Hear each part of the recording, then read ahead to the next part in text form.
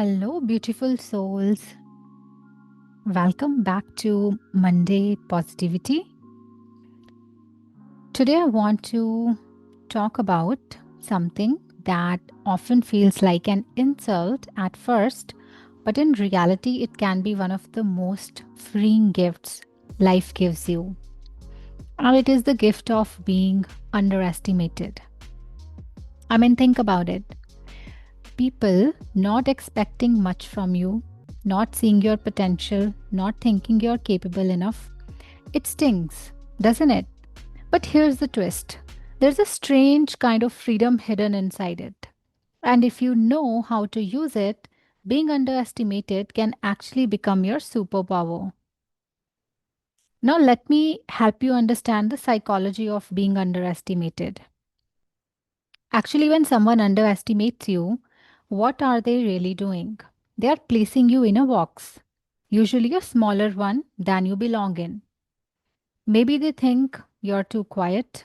Maybe they think you're too sensitive, you're too ordinary, or maybe you just don't play the games everyone else is playing. So they assume you're weak or naive. But here's the liberating part. When people underestimate you, they also lower their expectations. That means you're free from the crushing weight of constantly proving yourself. There's a strange calm in that. No one is watching too closely. No one is waiting for you to deliver fireworks. And that gives you the space to grow quietly, experiment, and even fail without an audience. Now there is a hidden advantage in it. Let me first have a sip of water.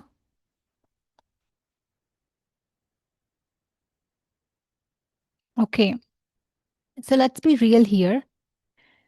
Living under a spotlight is exhausting.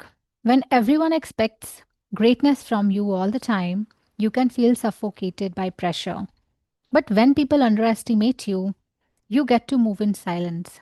You're underestimated until suddenly you're not. Think about the butterfly inside its cocoon.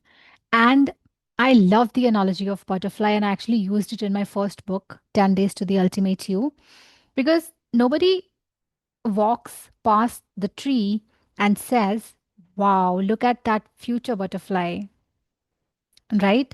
They just see a dull, motionless shell, and then one day the butterfly breaks out, stunning and radiant. That's the gift of being underestimated. You can prepare, you can strengthen, and evolve without the noise of other people's projections.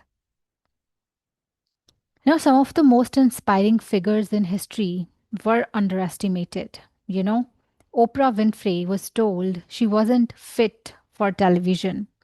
J.K. Rowling was, I hope I'm saying the name right. She's the author of Harry Potter book, and she was rejected by multiple publishers.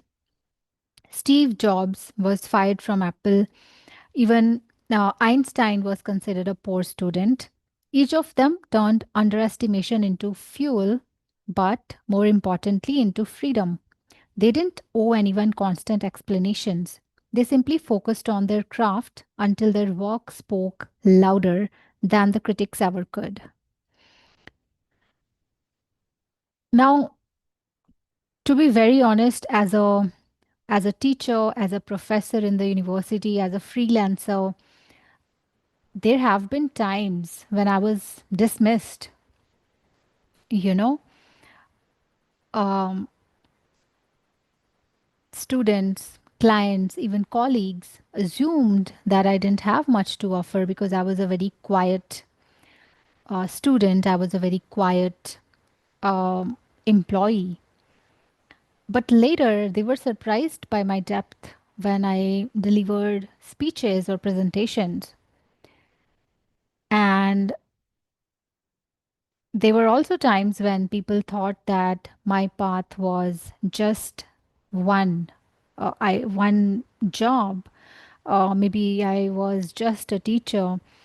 People who didn't know I was a teacher, they thought maybe I was just an author.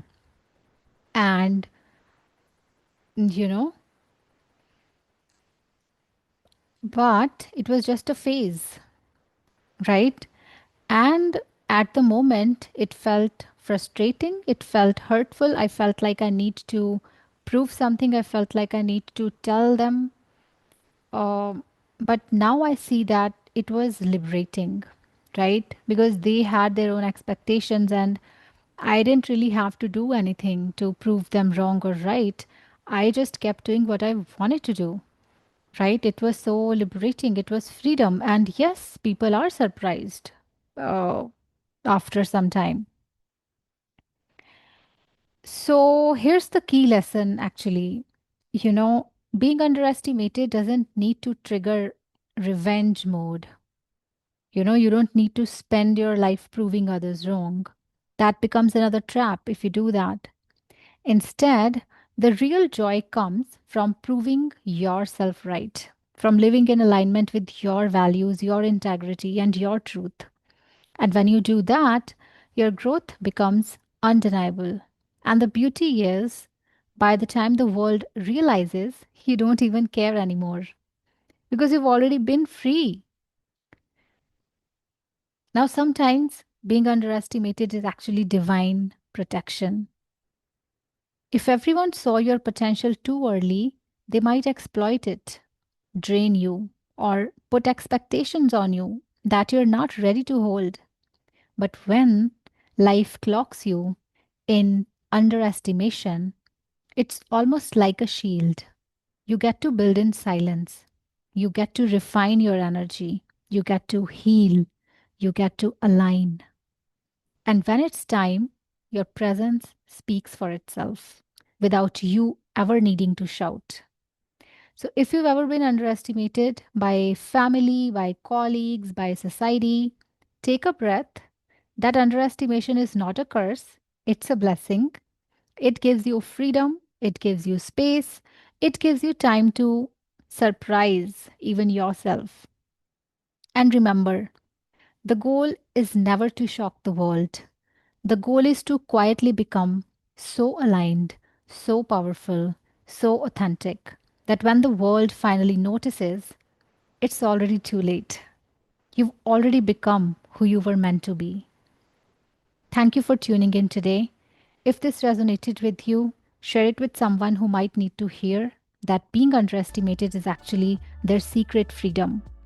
And if you would like me to dive deeper into more such soul liberating perspectives, let me know. Until next time, stay rooted in your truth and remember, being underestimated might just be the best gift life ever gave you.